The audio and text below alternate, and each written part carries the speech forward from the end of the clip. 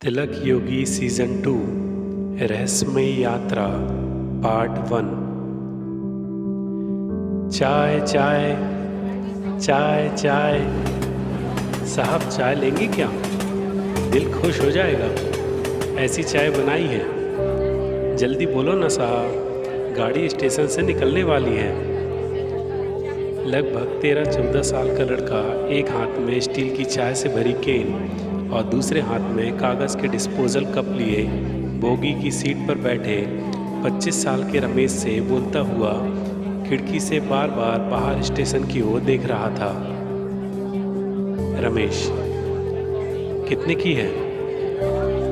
चाय वाला लड़का, साहब 10 रुपए की। क्या साहब, आप जैसे बड़े लोग भी यदि चाय के दाम पूछेंगे तो हम लोगों का क्या होगा? लड़के ने जवाब का इंतजार किए बगैर ही कैन के नल से कप भरकर रमेश की ओर बढ़ा दिया। रमेश ने शर्ट की जेब में हाथ डाला ही था कि सामने की सीट पर बैठे लगभग 50 साल की उम्र के आदमी पर उसकी नज़र पड़ी, जो उसे ही देख रहा था। रमेश, सर आप भी चाय लेंगे क्या? सामने सीट पर बैठा आदमी, नहीं नहीं, आप लीजिए, धन्यवाद। रमेश ने जेब से हाथ निकाला तो उसमें 20 रुपए का नोट था। रमेश ने नोट चाय वाले लड़के की ओर बढ़ा दिया। चाय वाला लड़का, साहब फुटकर तो है नहीं, एक और चाय दे दूं इन साहब के लिए? लड़के ने रमेश के सामने बैठे आदमी की ओर इशारा करते हुए कहा और फिर से बाहर स्टेशन की ओर देखने लगा।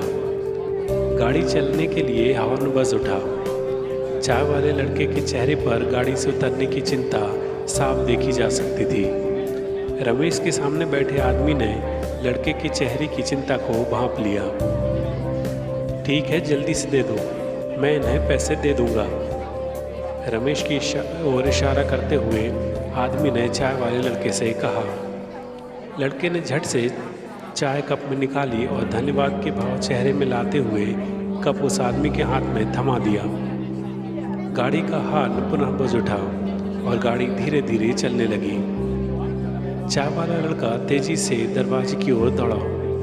रमेश और उसके सामने बैठा आदमी दोनों ही उस चाय वाले के लिए चिंतित होकर दरवाजे की ओर झांकने लगे। जैसे ही वह सही सलामत स्टेशन पर उतरा, दोनों के ही मुंह से ठंडी सांस निकल गई।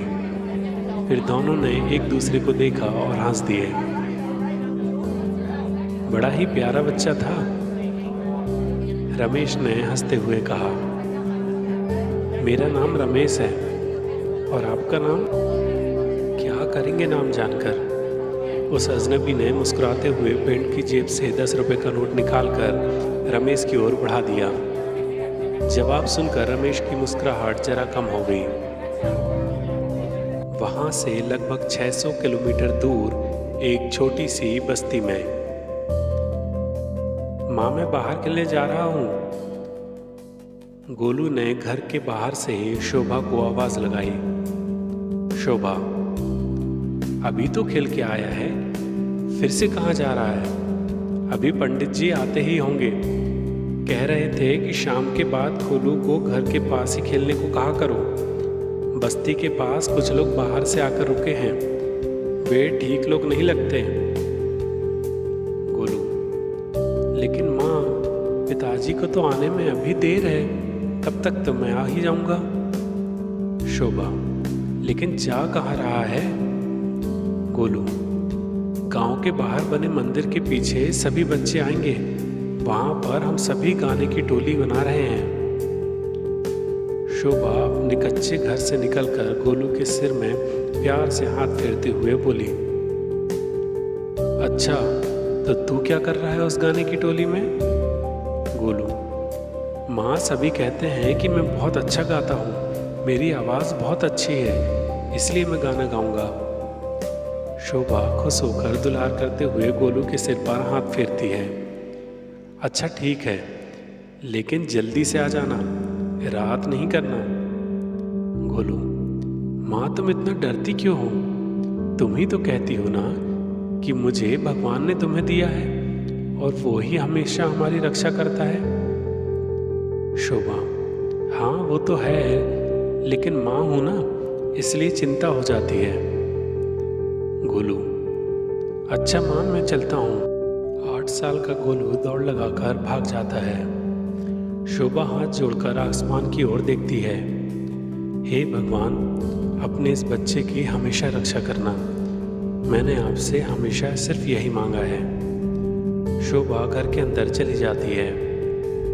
गांव के बाहर मंदिर के पीछे गांव के बच्चे खेल रहे हैं। उससे कुछ दूरी पर एक खाली टूटे हुए घर में, जो कि पिछले कई सालों से खाली पड़ा है और जिसकी ओर कोई आता जाता नहीं है। बाकी सभी सामान का इंतजाम हो गया है, अब केवल ताजे खून की कुछ बूंदों की जरूरत है। जग्गू सिंह ने बाकी के 5 लोगों से कहा। लेकिन इतनी जल्दी इंतजाम होगा कैसे? आज आधी रात को ही तो पूरी क्रिया करनी है। उनमें से एक ने कहा। बहादुर: गांव के कुछ बच्चे मंदिर के पीछे खेल रहे हैं। उनमें से एक को मैंने अभी देखा है। वो इस कार्य के लिए ठीक है और गांव के पंडित का लड़का भी है। उसका घर भी गांव के बाहर की ओर ही है। पिछले 2 दिनों से मेरी उस पर नजर है। वो लोग रात को भी बाहर आंगन में ही सोते हैं। जग्गू सिंह: तो फिर ठीक है, आज रात 12 बजे तैयार रहना। उसे लेकर जंगल के पुराने खंडर में पहुंचना। मैं और बहादुर तुम चारों को वहीं मिलेंगे। पंडित जी: अरे सुनती हो, गोलू नहीं दिख रहा, कहाँ गया? शोभा: अभी तो आए हो, पहले पानी पी लो। बाहर खेल रहा है, आता ही होगा। पंडित जी: कितनी दफा कहा है कि सूरज डूबने के बाद उसे बाहर खेलने मत जाने दिया करो। गोलू बाहर से दौड़ता हुआ घर में प्रवेश करता है। पिताजी, आप आ गए। पंडित जी: मैं तो आ गया बेटा, लेकिन तुम शाम के बाद गांव के बाहर खेलने मत जाया करो। गोलू: हाँ पिताजी, अब नहीं जाया करूंगा। शोभा: गोलू 8 साल का हो गया है, इसे स्कूल भी तो भेजना है। इस गांव में स्कूल तो है नहीं। पंडित जी: अरे इसे तुम गांव कहती हो? ये तो 20-25 परिवारों ने अपने रहने का स्थान बना लिया है। ये बस्ती तो सरकारी नक्शे में भी नहीं होगी। शोभा: तो फिर किसी गांव में चलकर क्यों नहीं रहने लगते हैं, जहां कम से कम प्राथमिक विद्यालय तो हो? पंडित जी: यदि भगवान ने चाहा तो इसी साल किसी गांव में चलकर रहने लगेंगे। पूजन पाठ से कुछ पैसा इकट्ठा हो जाए तो जाने का इंतजाम भी हो जाएगा। शोभा: हो ही जाएगा, भगवान ने तो हमेशा ही हमारा साथ दिया है। आपको याद है ना, जब गोलू नहीं था, शादी के 5 साल होने के बाद तो हमने उम्मीद ही छोड़ दी थी। लेकिन आपने भगवान पर पूरा विश्वास रखा था और भगवान ने भी आपका विश्वास टूटने नहीं दिया और गोलू को हमारी गोद में डाल दिया था। पंडित जी: हाँ, एक उसी का तो सहारा है। पंडित जी और शोभा ने सिर ऊपर किया और दोनों हाथ जोड़ दिए। गोलू ने भी उन्हें देखकर हाथ जोड़ दिए, जिसे देखकर पंडित जी ने प्यार से मुस्कुराते हुए गोलू को अपने गले से लगा लिया। रेलगाड़ी में अजनबी के पैसे देने के लिए हाथ बढ़ाने पर: नहीं नहीं, पैसों की जरूरत नहीं है। मैंने तो आपसे पहले ही पूछा था। आप साथ में सफ़र कर रहे हैं तो क्या मैं चाय भी नहीं पिला सकता? रमेश ने अपने हाथों को रुपए न लेने की मुद्रा में पीछे कर लिया। अजनबी: पैसे तो आप रख लीजिए, सफ़र में ये सब नहीं चलता। रमेश: नहीं सर, पैसे तो मैं नहीं लूँगा। भले ही आप नाम न बताएं, ये तो बता दीजिए कि आप जा कहाँ रहे हैं। मेरा मतलब हमारा सफ़र कहाँ तक साथ चलने वाला है। अजनबी ने रमेश की ओर कुछ पल देखा और पैसे ना लेने के दृढ़ संकल्प को भांप कर नोट वापस अपनी जेब में रख लिया और चाय की पहली चुस्की ली। रमेश अजनबी आदमी के बर्ताव को समझ नहीं पा रहा था। आप कहाँ जा रहे हैं? अजनबी ने पहली चाय की चुस्की खत्म करते हुए पूछा। मैं मुंबई जा रहा हूँ। रमेश को तसल्ली हुई कि उस अजनबी ने कुछ तो अपनी तरफ से पूछा। मेरे बड़े भाई मुंबई में रहते हैं, उनके पास घूमने जा रहा हूँ। चूंकि ट्रेन अपनी रफ्तार पकड़ चुकी थी, इस कारण कप के अंदर चाय भी जोरों से लहरा रही थी। अजनबी ने चाय का कप संभाल कर अपनी ही सीट पर रख दिया और शर्ट की जेब से एक छोटी सी डायरी और पेन निकाला। डायरी में कुछ नोट करके वापस अपनी जगह पर रख दिया। कुछ काम करते हो या अभी पढ़ाई चल रही है? अजनबी ने चाय का कप उठाते हुए कहा।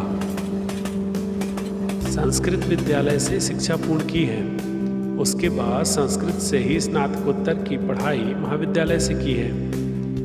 अभी कुछ खास काम नहीं है, लिखने की आदत है, सो लिखकर पत्रिकाओं में प्रकाशित करा देता हूँ, उससे कुछ पैसे मिल जाते हैं। रमेश ने गहन विचारों को नियंत्रित करते हुए कहा। अजनबी कुछ समय रमेश के चेहरे को देखता रहा और चाय पीते पीते चाय खत्म की। आप चेहरा पढ़ने की विद्या जानते हैं क्या? रमेश ने व्यंग्यात्मक लहजे में अजनबी से कहा। अजनबी ने रमेश के चेहरे से अचानक नजर हटा ली और खिड़की की ओर झुककर चाय का कप खिड़की के बाहर फेंक दिया। जेब से डायरी और पेन निकालकर कुछ लिखा और वापस अपने स्थान पर रख दिया। आप भी लिखने का शौक रखते हैं शायद? रमेश ने अजनबी की शर्ट की जेब की ओर जहां डायरी और पेन रखा था देखते हुए कहा। अजनबी मुस्कुरा दिया, पूछे गए प्रश्न को अनसुना किया और अगला प्रश्न रमेश के सामने रख दिया। इस जमाने में संस्कृत विद्यालय और फिर संस्कृत से ही उच्च शिक्षा, कोई विशेष उद्देश्य था क्या? रमेश, बचपन से ही आध्यात्म की ओर रुचि थी। हमारे वेद और पुराण संस्कृत में हैं, इसलिए उनको पढ़ने और समझने के लिए संस्कृत से पढ़ाई की।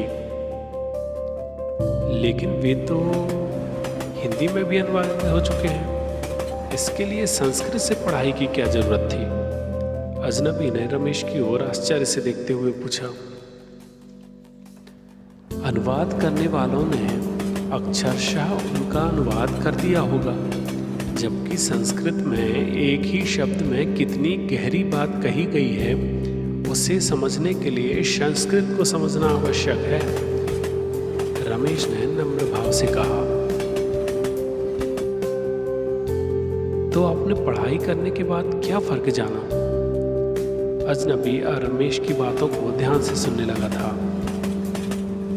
वेदों में जितने श्लोक हैं, उनमें से प्रत्येक की व्याख्या कई पेजों में लिखकर की जा सकती है, जबकि अनुवाद तो 4 लाइनों में लिखा जा सकता है। रमेश ने थोड़ा संभलते हुए कहा।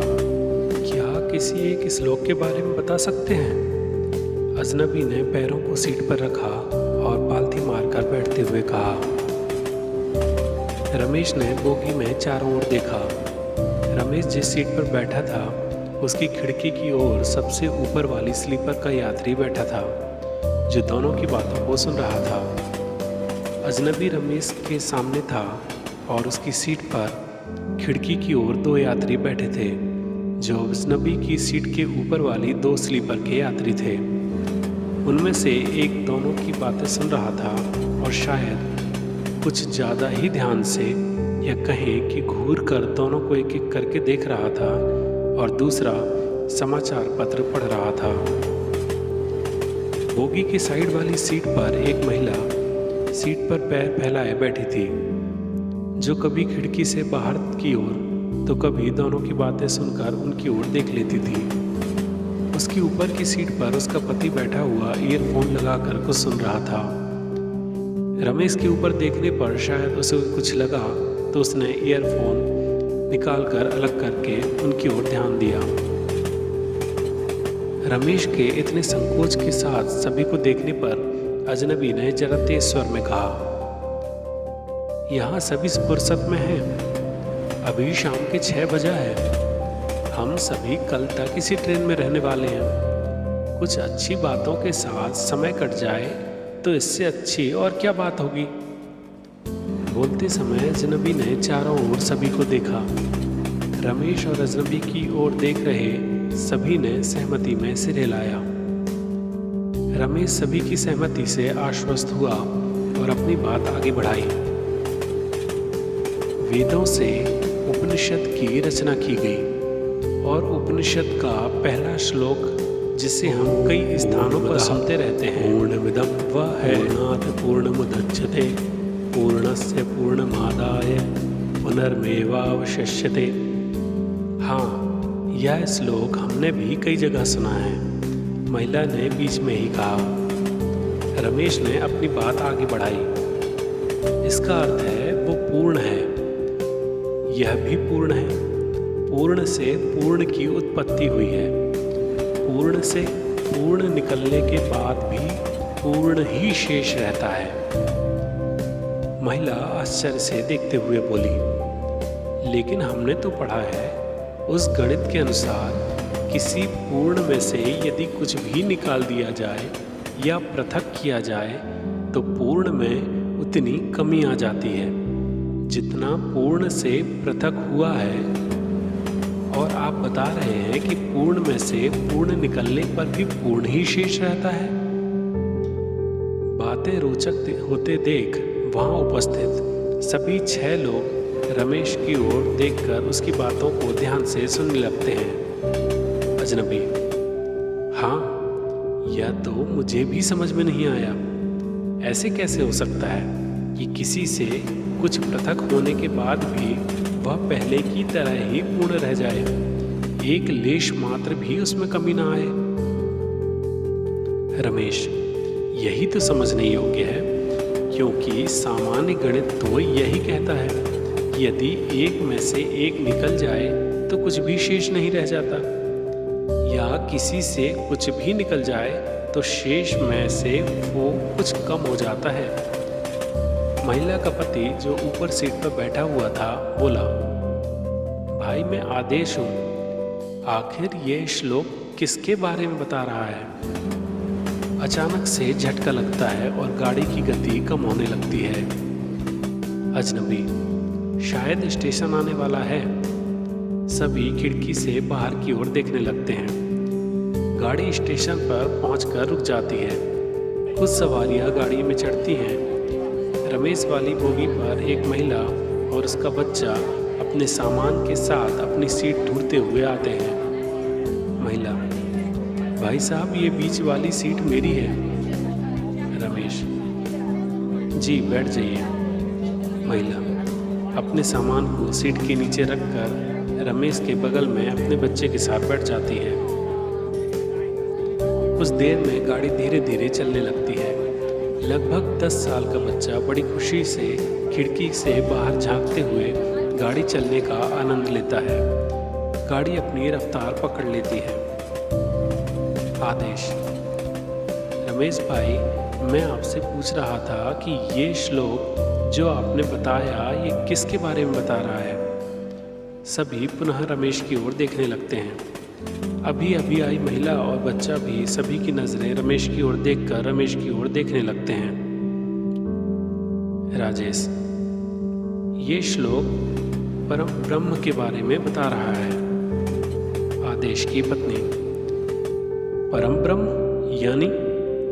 रमेश, वह जो इस पूरी सृष्टि से भी पूर्व की शक्ति है, जो परा आदि शक्ति है, जिसका न कोई प्रारंभ है और न ही कोई अंत, जिसे कोई परमात्मा, कोई ईश्वर या कोई आदि शक्ति कहता है।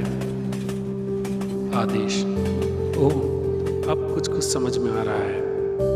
रमेश, उन्हीं शक्ति के बारे में ये इस श्लोक में कहा गया है कि वह परब्रह्म पूर्ण है।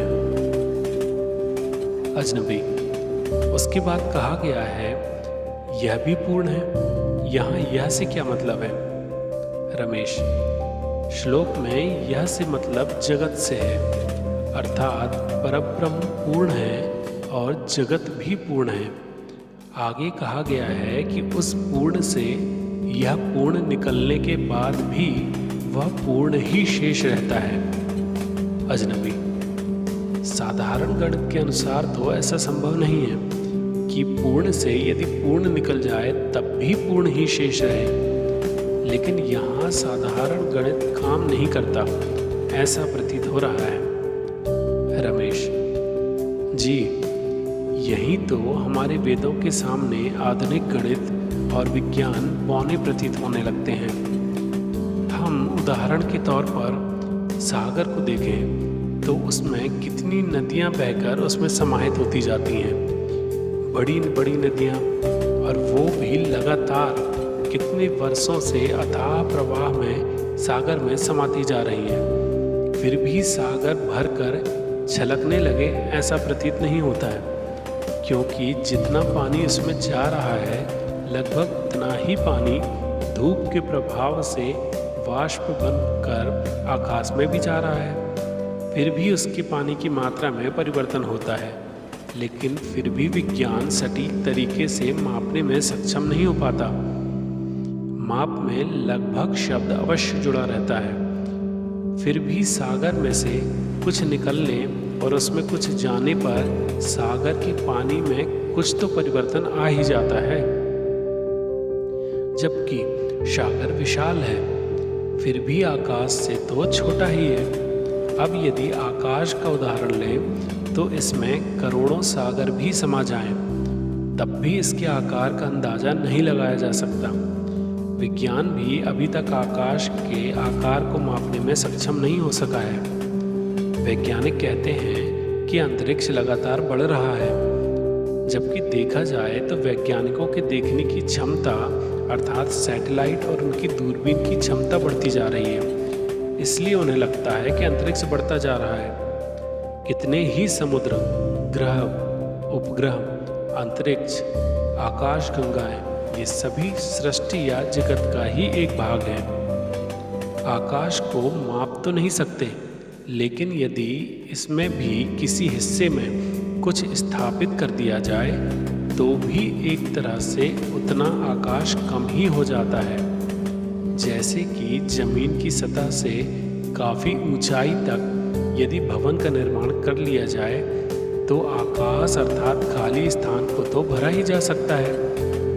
एक तरह से उतना आकाश तो कम हो ही गया। लेकिन श्लोक बोलता है कि परम ब्रह्म उतना भी कम नहीं होता है, चाहे उसमें से पूर्ण ही क्यों न निकाल दिया जाए, एक कण के बराबर भी कमी नहीं आती परब्रह्म में।